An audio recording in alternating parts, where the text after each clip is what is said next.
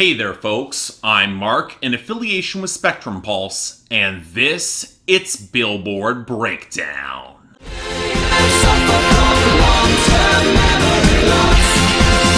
I don't remember. So this week does not matter. Now the natural expansion of me saying that is, look, the Billboard Hot 100 is a badly constructed fugazi of contradictions and payola. None of this really matters. But let's focus on this week specifically, because next week Post Malone is gonna bulldoze through here with a full Hollywood's Bleeding album bomb, and most of what showed up this week, it's gonna be gone. You've been warned. Now, of course, I'm not even sure how much of this will impact our top 10, especially as Lizzo still has control of the number one with Truth Hurts. And while her streaming margins will be hurt next week, thanks to huge sales, robust YouTube and radio gains that have not slowed down, I really don't see her position getting disrupted or compromised. Now, Señorita by Shawn Mendes and Camila Cabello is a little bit more precarious at number 2. The sales are strong, but they're starting to slip, as is the streaming and YouTube. But with its radio dominance, it's probably just fine as well. Now, Bad Guy by Billie Eilish at number 3, that could be in real trouble. It's more reliant on streaming, and with its radio tumbling, it could well be exposed by an album bomb. But I say that even more about Ransom by Lil Tecca, up to number 4 on the strength of a debut album that I flat out did not know existed. I mean, it's huge on streaming, but pretty much nowhere else, and disruptions there will hurt it. Hell, it vaulted right past Old Town Road by Lil Nas X and Billy Ray Cyrus, which is holding at number 5 as the streaming won't die, but everything else is.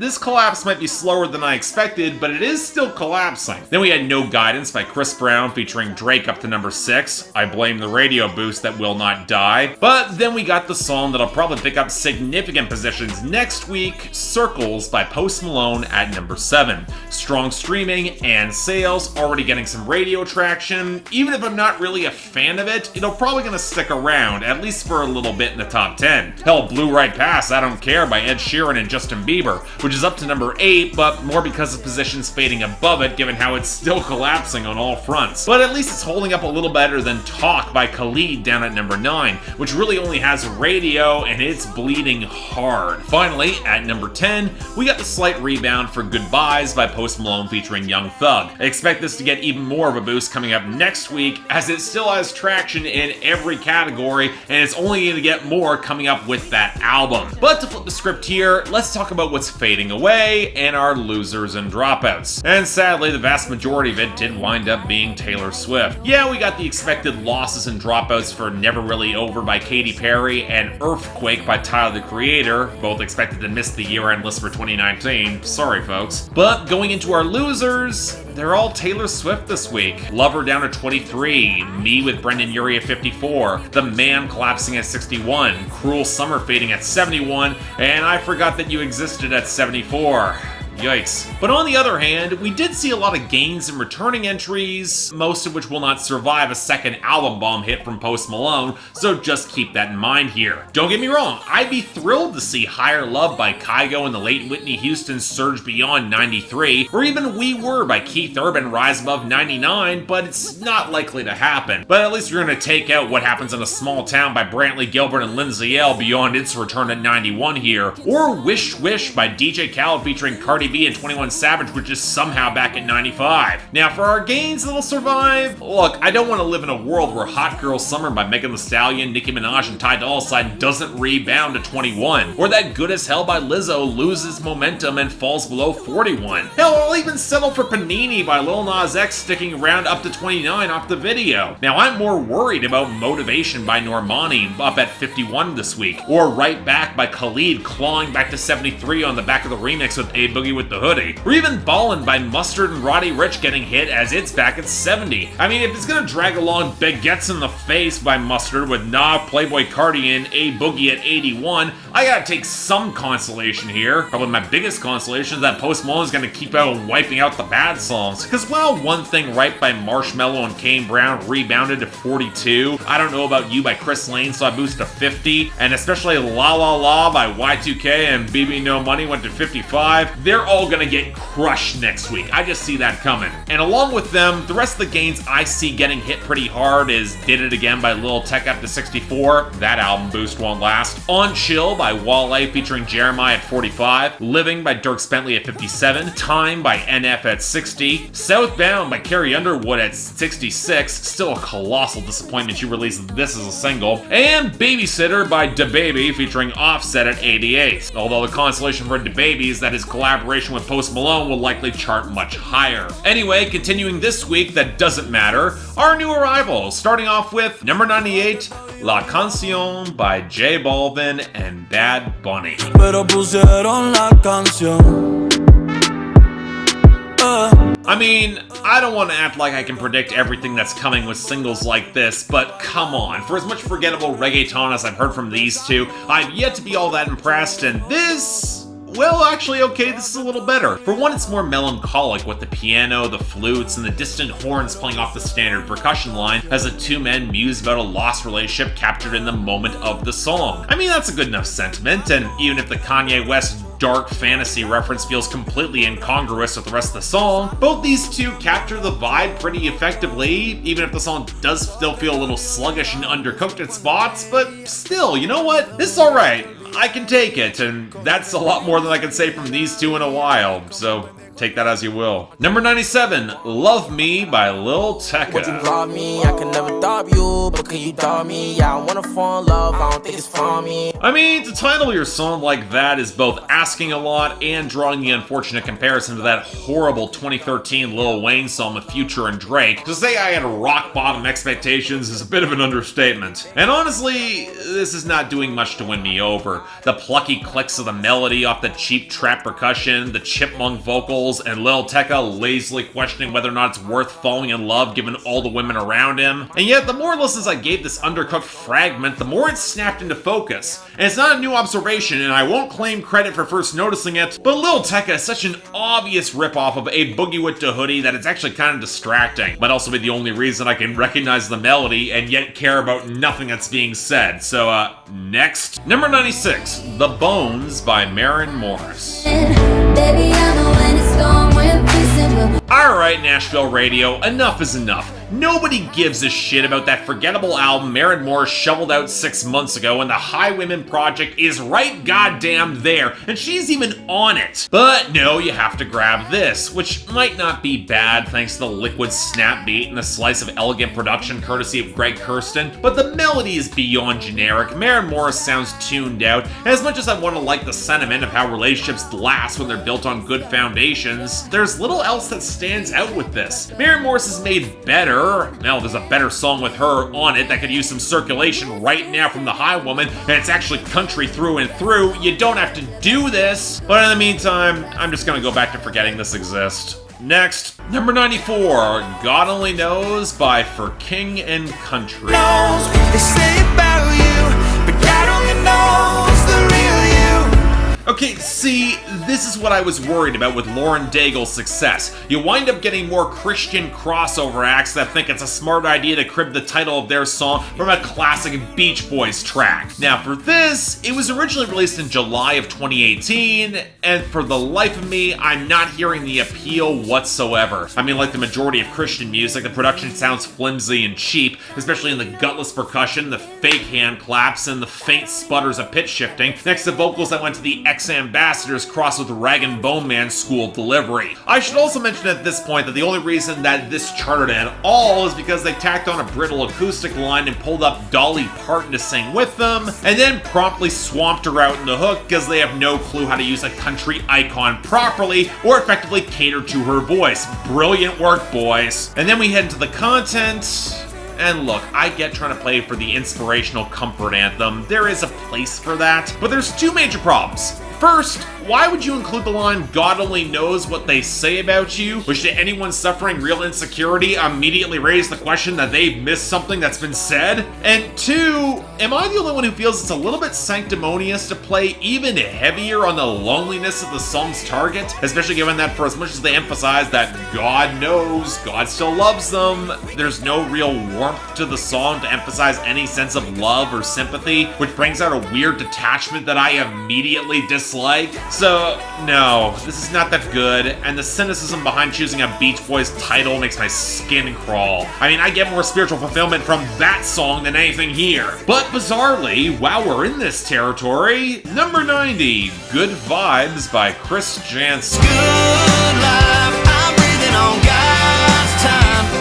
Okay, questionable transition aside, I know that Chris Janson's quietly built a decent reputation behind the scenes as a guy who values good country music, and probably would be making it if he really could, but sadly he's gotta pay the bills, and we got this instead. And let me make it clear, it's actually not bad. It feels like a song that Jake Owen could knock out of the park in his sleep, especially with the warmer acoustics and the banjo tones that are trying to sneak past that clunky fake clap and an okay guitar line. At least until the bridge, where I could swear that Chris Janson hops on a Macklemore flow from downtown, and it utterly kills any good vibes that I get. And while I'm not against a breezy bit of disposable fun, which when you look at the lyrics is really all this song is, Chris Janson just isn't really as good at selling it as he needs to be. He doesn't have that magnetism or charisma in the same way. And no, he can't get away with sounding a little bit self-satisfied about it all either. So no, not precisely bad, but not good enough to be worth caring about. Next, number 89, Berserk by Big Sean featuring A$AP Ferg and Hit Boy. That booty I know is little, but unique. So unique. Back that thing up on my nigga from the D. Oh, that's me. So okay, single again kind of won me over and gave me some hope that Big Sean, he could come back strong, even if that song tanked on the charts, and A$AP Ferg can get loud when he wants, and here's the thing, I can see the potential of how this could have gone off and worked. The thin sputter guitar isn't all that great, especially off that glossy thin synth line, but the group had some rumbling presence, and then while it feels like both Big Sean and A$AP Ferg are cramming way too many words into their first verse, there is some intensity and swagger as they trade lines, and that promptly dies midway through the hook and never comes back on Big Sean's verse as he works through a Drake impression. Seriously, A$AP Ferg is complaining about his girl telling him to shop at Whole Foods, and it's probably the most interesting punchline in the entire song outside of Big Sean talking about him getting double teamed. I know he's referring to something else, but still, bad choice of words here, dude. So again, I can see how this could have worked, but it still feels a lot messier than it should. I'm not impressed. Number 84, Shots by Lil Tecca. Nigga run up on me on my niggas by the shoe. Talking on the gram, catch a deuce. We can get it too, nigga, what you want? Okay, got 2 more songs for Lil Tecca to impress me and prove that there's something interesting to this A-Boogie imitation he's doing. And look, I'm not gonna say this is all that good or interesting, but there is a decent hook that I might like from this kid. It's probably this one, the fragment that's less than 2 minutes where Lil Tecca brags about shooting people off a lot of plinking keys and a rickety trap beat. And yet, somehow it's actually enough, with just enough of an edge and a rattle to kind of make it stick in my memory. A little more single-minded and focused than Ransom, but also just as catchy. So yeah, there's not much to it, but I actually kind of like it. I dig it.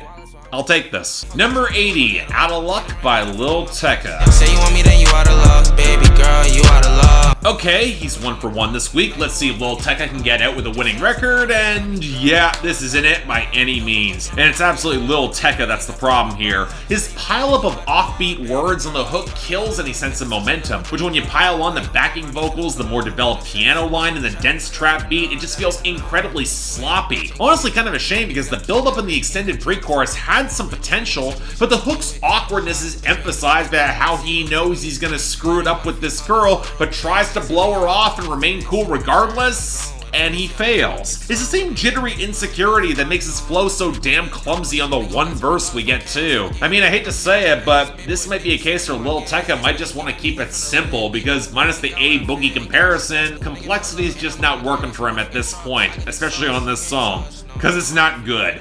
Next, number 77, Heat by Chris Brown featuring Gunna. You know that I'm on beat.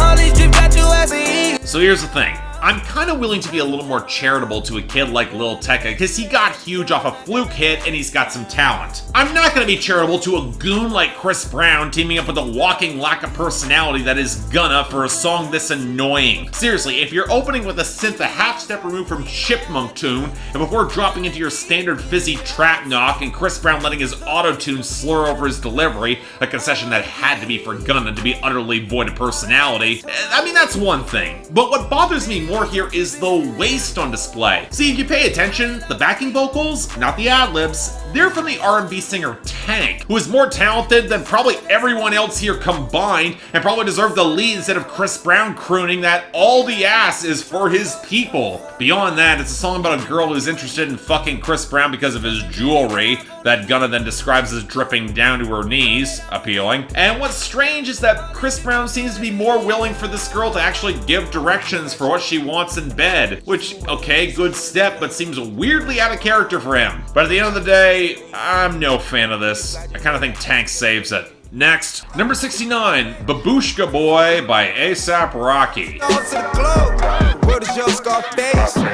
Okay, let me get this straight. At an LA gala, to disguise a cut on his face, A$AP Rocky wore a babushka headscarf, and now he wants to make this a thing? I mean, there are stranger things I've seen in hip-hop than taking the style of elderly Russian women, especially pairing it with that rumbling Memphis sample flip, the blocky synthesizer, and the wonky royal behind him, which almost kind of got intimidating until you realize that the synth is just a little bit too thin and clunky to blend all that well. And then there's A$AP Rocky with his usual brand name flexing, and again, I've forgiven this sort of thing coming from Migos before, so why does it feel so weirdly inert coming from A$AP Rocky, especially when he always seems a little bit more sophisticated in his bragging? Hell, you know what, that might be it. He's clearly creative in his choice of sounds and grooves, and he can get a decent handle on his atmosphere, but when you expect the content to follow suit, it just feels really flimsy and thin. Kind of my feeling with this song as well. It's got some intriguing instrumentation, but not a lot of follow-through. But you know what, on the topic of attempts at sophistication falling really flat, number 59, Doin' Time by Lana Del Rey. Rallies on the microphone with Ross MG. Okay, I brought this up when I reviewed the album last week on my main channel, but it's worth saying again. I can't stand Sublime. I've never been a fan of their meat-headed pileup of genres, and when you pair it in this case with a plinking slice of elevator music, sloppy vocal mixing, and overcooked California ennui, you got a recipe for giving me a real headache, even despite the late Bradley Knowles' genuine charisma. So, obviously the way to make this better is to strip out all the scratching and the texture, you pile in the reverb, and slow the tempo down so you can add a snap beat, right? Yeah, okay, sorry fans of both acts, this is just precisely nothing for me. An obvious and rather rote choice for a cover that doesn't do enough to differentiate itself positively from the original, which was a song I never liked to begin with. Sorry Lana fans, or Sublime fans, this doesn't work. Next. And finally, number 7, Circles by Post Malone. Run away, run away, run away. Alright, look, I get that a lot of people have praised this as a better pop-leaning cut from Post Malone, but am I the only one who's just kind of lukewarm on it at best? The oversaturated strumming that kicks into the blocky bass groove and kick drums, the dreary back and forth, the relationship that feels as tedious as the seasons describe, and Post Malone leaving into that damn warble of his on the hook that I've never really liked? Yeah, okay, that's a fat groove, and if I squint, I can almost hear the Fleetwood Mac vibe in the melody that Post Malone highlighted in the resignation of the writing. Think a song like Dreams, but there is a weirdly hypnotic sense of tension to that bass groove and its interplay with the vocal harmonies and the lingering spikes of guitar, bringing in a tighter focus that Post Malone has never really had. I see the comparison, but it doesn't make him look good. Now don't get me wrong, this is not a bad song per se, but when it follows on the album Allergic and 1,000 Bad Times, well okay, Nate, wait till next week. You'll see. But you know what, that was our week here.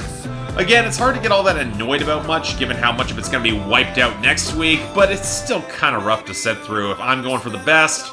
Yeah, Lil Tecca with shots, and I'm as surprised as anybody. And you know what? The surprises are going to keep coming, with the honorable mention going to La Cancion by J Balvin and Bad Bunny. Well, worst of the week... See, I'm still comparing a lot of different brands of incompetence, but I think dishonorable mention has to go to Lil Tecca as well with the mess that is out of luck. With the worst of the week going to God Only Knows by For King and Country, which somehow wastes a Dolly Parton feature, tantamount to high crimes and misdemeanors, at least in my books. But again, doesn't matter. Next week is Post Malone. You all know what's coming, but until then, I'm Mark. You're watching Billboard Breakdown, affiliated with Spectrum Pulse. And I'll see you next time.